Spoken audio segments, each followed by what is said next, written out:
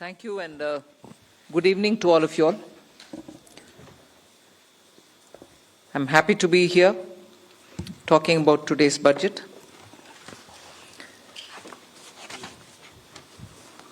The budget actually says several things about our path towards Vikasit Bharat. It has invested in agriculture. It has certainly looked at rural prosperity, focuses on urban development, particularly looking at urban workers, and continues to lay emphasis on reforms. 6 specified sectors have been identified, and I spoke about it in the budget. Sectors in which we will continue our reform agenda. All this, even as we have continuously been engaged with the stakeholders, and interest of education and health has been prioritized. When we're talking about education, from a child in a daycare center, portion for women, lactating mothers, till the level of getting skilling done, and also for artificial intelligence and digital reading material for students and in school and colleges. Every aspect of education and bringing in that dimension which is so critical for health.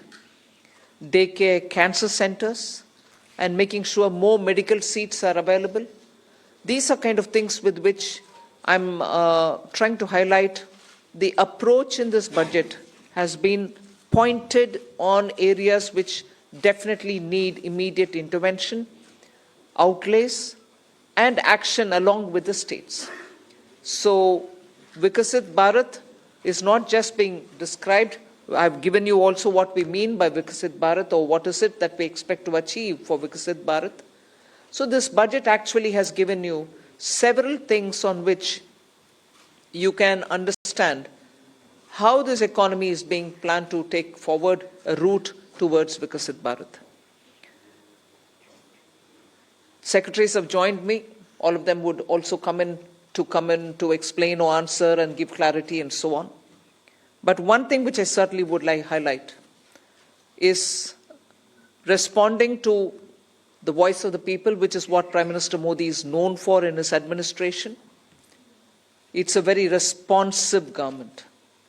And as a result, the income tax simplification, which I announced in July, is already completed in its works, and we shall bring the bill in the next week. So the income tax simplification, about which in July budget I have gone in detail to say, the work is completed within 6 months is what I said. Within 6 months we've brought the bill. It will be coming into the parliament next week. So if we are talking of reform, inclusive of taxation, the work is done. This budget also speaks about rationalization in customs. Tariffs are being brought down, tariffs are being simplified, and also the basket which consisted of so many different tariffs for so many different commodities are now reduced. 8 were taken off earlier, 8 has been taken off now. So whatever remains now, 7 I think remains, and that is all about India's tariff picture. So the usual narrative which goes on, saying is India being too heavy on tariffs? No, you find that we've drastically reduced and also simplified. So this budget has so many things for all of us to talk about. The more important thing about agriculture, which performed very well during COVID and which has contributed to India's food security, the proposals which are mentioned in this budget actually talk about everything to do with beej to bazaar, literally from the stage of seeds, hybrid seeds, climate resilient seeds, seeds which can give greater output, seeds which are going to be high yielding, all this together to the final point of India becoming the world's food basket. That's the definition I put in when I was talking about Vikasit Bharat. So we are making sure that India's agriculture gets the support across the board, whether it is on seeds, whether it is for skilling the farmers, whether it is rural prosperity, whether it is going to have agriculture and allied industries being set up in rural areas, and whether it is going to be farmers getting better and more loan with interest subvention, not just farmers, fishermen, and also dairy, meaning animal husbandry. So the picture for rural development and the picture for supporting agriculture is across the board, and that has been narrated. The second thing which I would want to highlight is the continued emphasis that we're giving since vote on account budget, July budget, and now on the MSMEs. Whether it is giving them sovereign guaranteed loan, whether it is support during COVID, whether the definition being changed now for better, more inclusive growth in MSMEs, access to bank credit. So MSMEs have also been given greater emphasis. Together with this, I'd like to highlight the point that energy security has had greater attention in this budget. We've highlighted in July budget how even pump storage will have greater attention. Solar and wind and renewable energy has also been taking consistently good importance in our budgets. This time we are talking about the small modular reactors. I've also announced that there shall be 2 amendments, one to the Atomic Energy Act and the other one for the civil liability. All of this is going to help us attain energy security.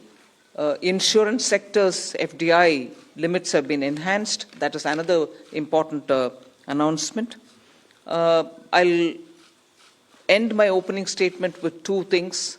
There is no reduction in the public spending on capital expenditure. Let's put that up front. We continue to place emphasis on the multiplier effect that capital expenditure done by government has shown, has sustained us. We continue on that. And with all this, our fiscal prudence has aligned itself to the glide path that we announced in 2020-21. So we've kept ourselves in alignment. Fiscal prudence has been maintained. And the next year, coming years, estimate is also being given. Well under 4.5 is what we had said earlier. We are also projecting the same. So this is just as an opening statement. There's a lot more to say. But as you all ask questions, so shall we answer. Thank you. Thank you, ma'am. 225. 225. Mic, please.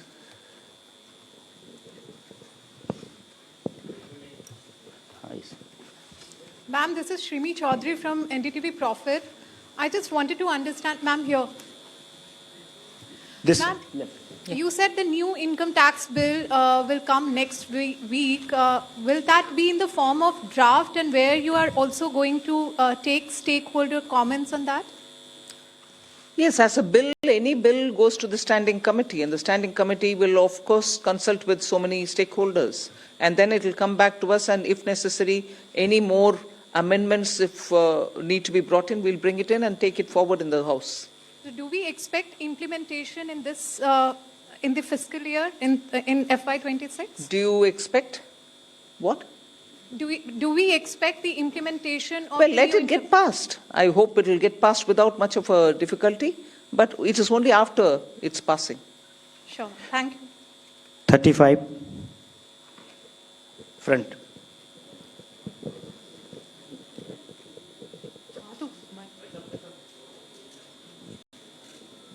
Ma'am, Timsi Jaipuria, this side from CNBC TV 18. As you said, this is a very responsive government, which is why government decided to give these tax rebates. But given the structure that you have announced, ma'am, up to 12 lakh is the rebate. Any reason why this rebate has been hiked from 7 to 12 lakh? Is it that the incomes or salaries were not growing up to the mark, which is why government thought that this rebate needs to be given? And also, how do you make up for this 1 lakh crore of revenue loss? Will it not impact the budget estimates? Where will you get this money from?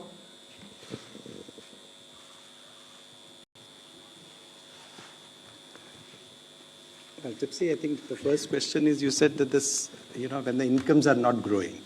This is an income tax. Only when there is an income, then we are talking of the tax. So income has to grow to the level to discuss about the tax.